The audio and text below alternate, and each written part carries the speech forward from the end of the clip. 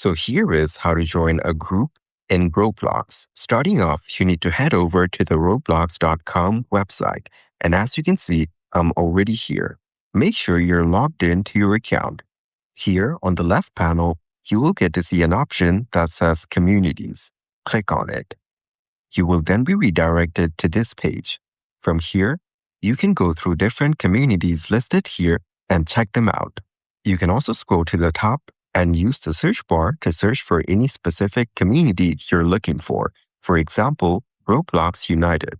On the right side, you can see the member count of the community and also if it's public or private.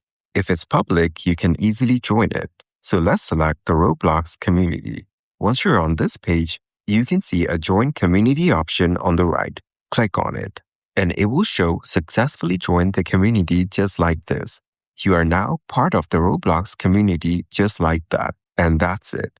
That is exactly how to join a group in Roblox.